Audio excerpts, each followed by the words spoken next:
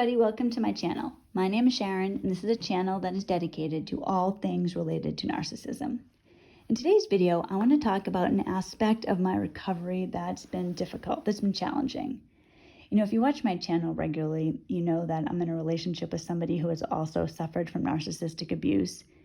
Compared to me, his symptoms of recovery are so severe that a lot of times, no, I do to a degree, I don't always talk about my recovery or things that are bothering me. And I think partly it's because I feel like with Joe, it's almost like he had major surgery and I'm complaining about a little scratch on my arm. When Joe's on the channel, he talks about this, and I've talked about it too without him. His recovery, he suffers from CPTSD. And, it's one thing for somebody to tell you that they have CPTSD or to read about it. It really is another thing to experience it. And I know many of you have been experiencing this. For those of you that don't know, CPTSD is complex post-traumatic stress disorder. So essentially, it's post-traumatic stress disorder on steroids. It is where you don't, and one is enough, right? It's not just one traumatic event you're trying to recover from, it's multiple ones.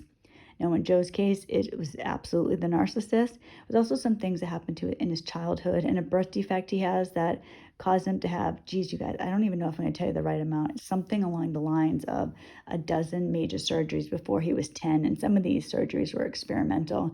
It's affected him to this day. However, I see this, and I'll see Joe at night, and, he's better during the day. At nighttime, it's almost like, I guess this is how it is for a lot of people when your defenses are down, right? Like it just, other stuff creeps in. Almost every night he has night terrors. And a night terror is very, very intimidating to witness because you feel horrified for the person and you feel upset and you don't know what to do. Like you're in a panic situation. Joe will wake up and he doesn't know where he is. Like there'll be, and it's only seconds that it's like that, but it feels like it's minutes or an hour. He'll cry out in his sleep. I'll either wake him up or it'll wake him up himself. He'll be drenched in sweat, like drenched. It's pouring off him. And I sometimes am wet from just being next to him. He doesn't know where he is initially. Like there's like this fear in his eyes. And I guess probably part of this is that unconsciously he knows he's safe, so these things are like coming up, he's like processing them, but it's terrible because he can never get a full night's sleep. Even if we went to bed at, say, 8 o'clock and he slept till 6 or 7, even then he's not getting all that sleep because he's constantly up, or he'll wake up, he can't breathe, like he cannot breathe. Joe has sleep apnea. I'm going to tell you guys, like that does not help with his PTSD or CPTSD.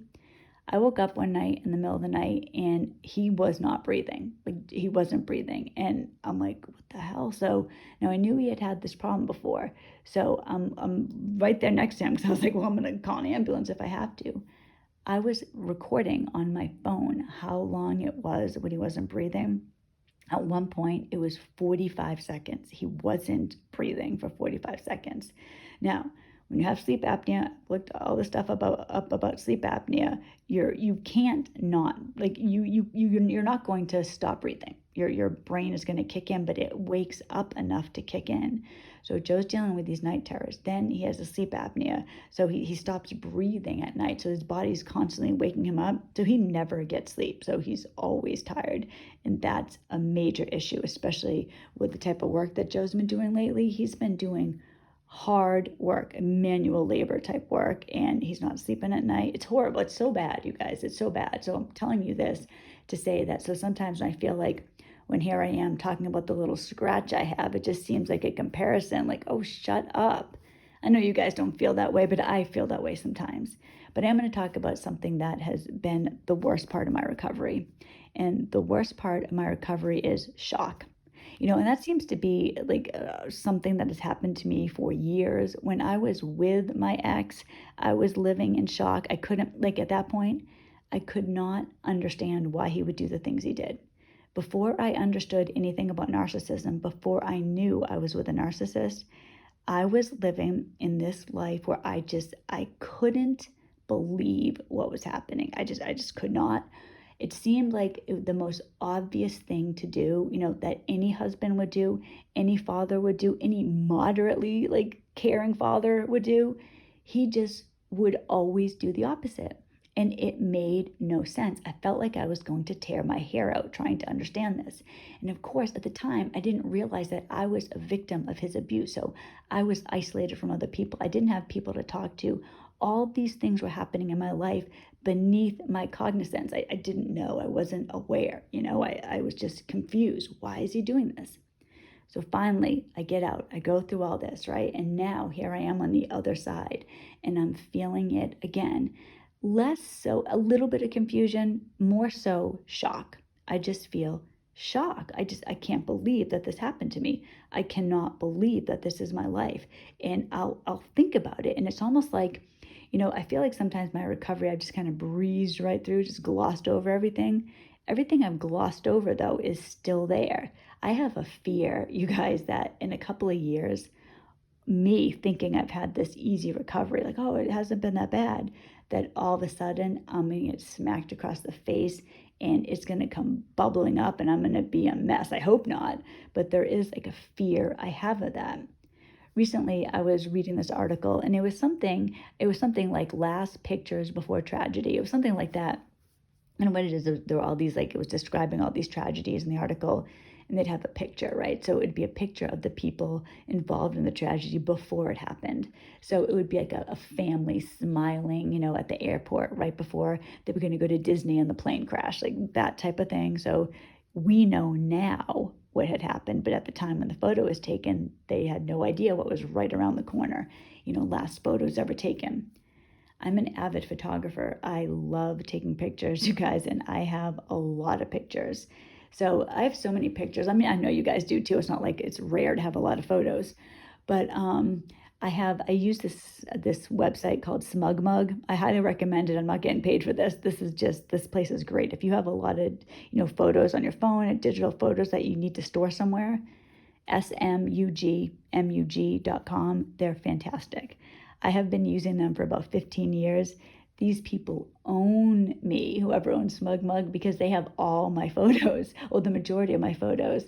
And, it's funny. I can't remember how much it costs, like a $40 or $50 a year to have SmugMug.